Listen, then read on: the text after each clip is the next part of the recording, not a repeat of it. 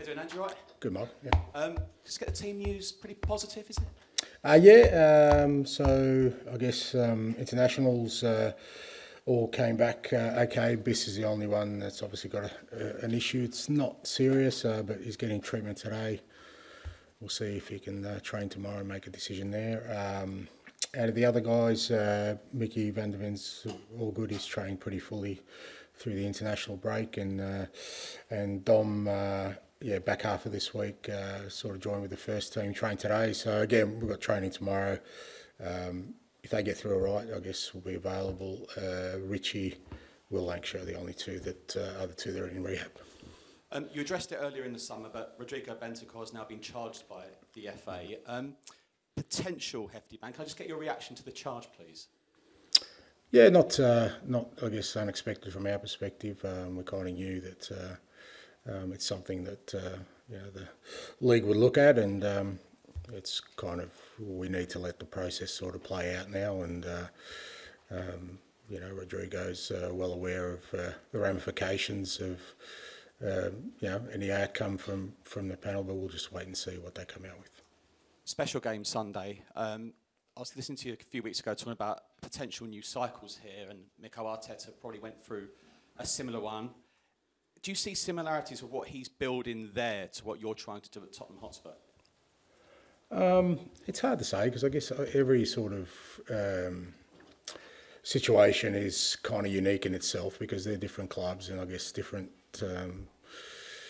different environments. But I've said before, there's obviously a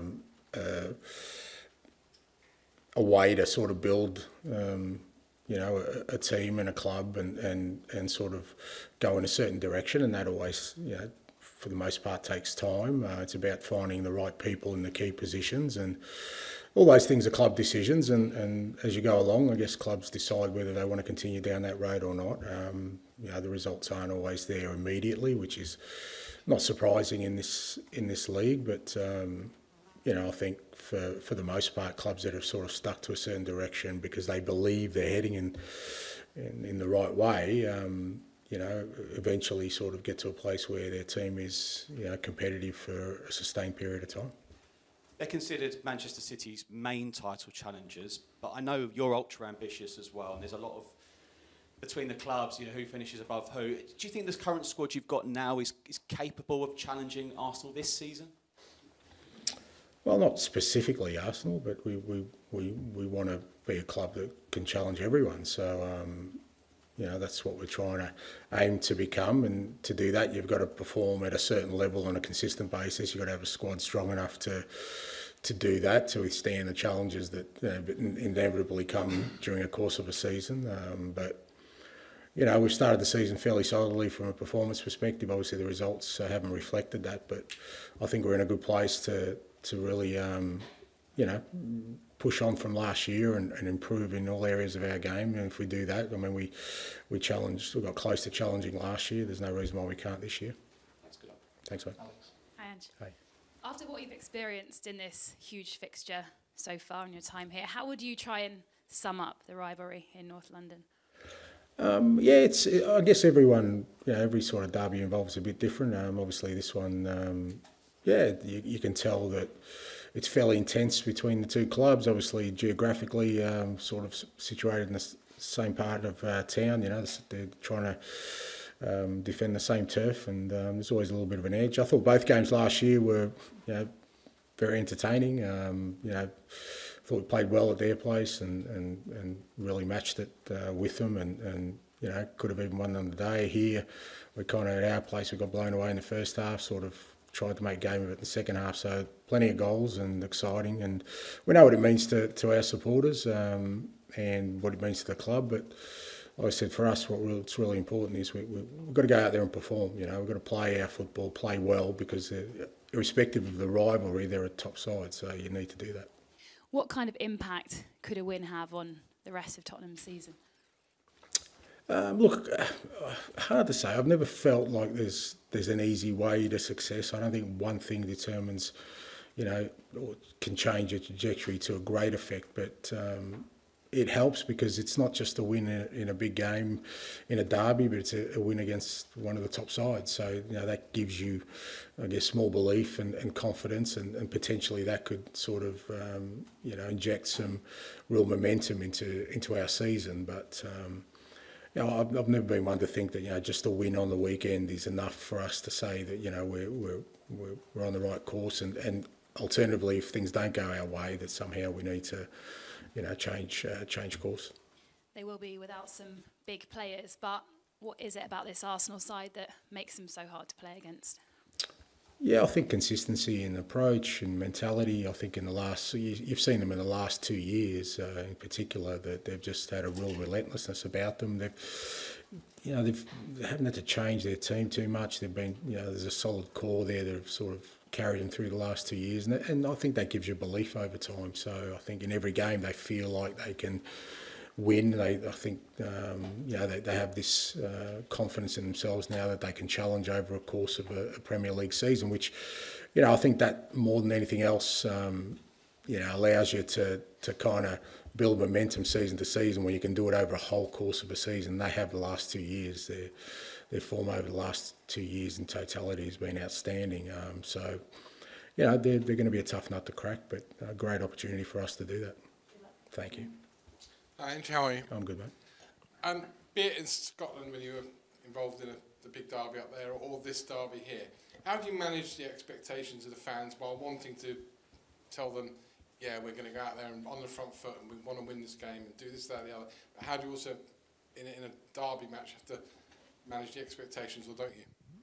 Well, I don't think I ever have, and I'd hate to think that, I went into any game trying to kind of get people to manage expectations, because ultimately, what's the point of doing what we do? You go into every game hoping to conquer and win and play well and do all the things that we love about the game. So, I don't think you should walk into a stadium, fearing anything or having trepidation about anything, or, scared to dream or hope that, you can be successful. So I've never done that in the past, and I wouldn't do that, because it's not the way I kind of coach or live my life. It's not the mindset I have. I think every game you have is an opportunity to do something special, and that's the way you should approach it. These are special games. It's come very early in the season. That's not down to you, it's down to the fixture computer. But in a way, would you prefer to be more up and running and have maybe 10, 15 games behind you before the first of these derby matches?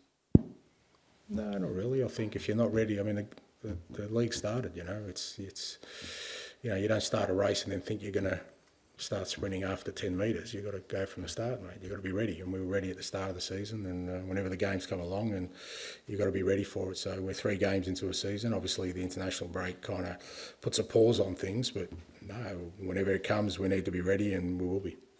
Final one on Bentancourt, if I may. Firstly, how are things in the dressing room between him and Heung-min Son? And secondly, how do you tell footballers that, in the real world you can't behave like this, and therefore you have to, your behaviour, your discipline within, while you're wearing the club badge or even while you're under the employment of the club, has to be absolutely top notch? Because we saw how upset and angry you were a couple of weeks ago with Yves Bissouma. Yeah, in terms of Sonny and Rodri, I think they had their kind of discussion about the whole incident. I think both players understand and respect each other's position, and Rodri's already apologised for what he said, and Sonny has accepted that and accepted the fact that one of his teammates and a person he's close to has made a mistake. Beyond that, I don't know what you mean by the real world. We all live in the same world, whether you're a footballer or you're anyone down the street. We all live in the same world, and we all kind of understand the ramifications of our actions, irrespective of who we represent. Ultimately, we represent ourselves as people, and you try and along the way, as human beings, we try and do the right thing all the time, but it doesn't always happen. We all make mistakes, and I've said before that, for me, it's not just about punishment. It's the opportunity to, for people to atone, to learn, because if we're talking about having a a society that's kind of understanding and tolerant of everything, we also must show that to people who make mistakes, as Rodri has made this in this time. But we kind of know him very well, a lot better than most, because we spend every day with him and we understand the kind of person he is, and we understand that even though he's a great guy and a fantastic teammate, he's made a big error this time, and he's got to take the punishment, but also we need to make sure that we give him the opportunity to atone for it and learn from it, and hopefully others learn from it as well. Okay, we'll finish this section with George, please. Hi, and you've had 3 good performances this season, but the results haven't always married up. I mean, how kind of close do you feel like the team are to clicking and, I guess, putting in a real 90-minute performance consistently? Yeah, look, again, it's hard to say, but I just feel, I've always felt that if you're consistent in those sort of underlying things we're looking for in our game, that the results do come sooner rather than later, and we just got to stay really disciplined and consistent in our approach from our football, because I think our football has been really good in all 3 games. We've dominated all 3 games. We've limited the opposition to very little and created a lot for ourselves. We've played in the manner we've wanted to, but the results haven't come. But if we maintain that over 38 games, I think we'll be in a really good position.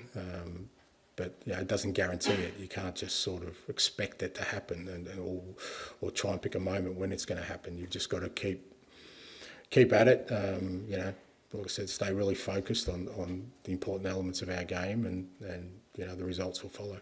And it feels like a while ago now, but you had to select the Europa League squad, the 23-man squad. Jed Spence was left out. I mean, how difficult a decision was that, and how has he kind of taken that news? Yeah, look, I'm disappointed Ali's not here because this was his baby. But yeah, look, it was always going to be a difficult decision, obviously, with the makeup of our squad currently and kind of the lack of sort of club trained players. We're always going to have to leave somebody out, and Jed was the unfortunate one. But at the same time, Jed's already played in the Premier League, and if you asked him at the start of the year where he sees himself, I think the fact that he's part of our squad and will obviously play a huge part in our year because he has already. I don't think he should take too much disappointment. Obviously, everyone wants to play, but in the end, it was about team balance for us, and we just feel that with the squad we've got, we've got some cover on the right side. I've got some players who can cover on the left side. So, I always tend to go for more attacking players in those kind of scenarios. And so Jed misses out. But as I said, he's already played in a couple of games in the Premier League. There'll be plenty of football for him if he keeps going like he is. Yeah, and just with this rivalry, obviously you've experienced the 2 matches last year. I kind of wondered, did you learn more in those 2 matches, or maybe more in that Man City game back in May, when obviously there was conflicting emotions with the fan base? No, look, I don't think I learnt anything that I didn't already know. I understand the rivalry. I understand, the passion that exists in terms of these games. I totally understand that. The Man City game, I love to win, mate. That's never going to change with me. I don't care who I'm representing. I will never go into a game not wanting to win. I'm just not built that way, and I don't care if that's at odds with other people. I understand that. I respect that, but they need to respect me as well, that I will try and win every game I play.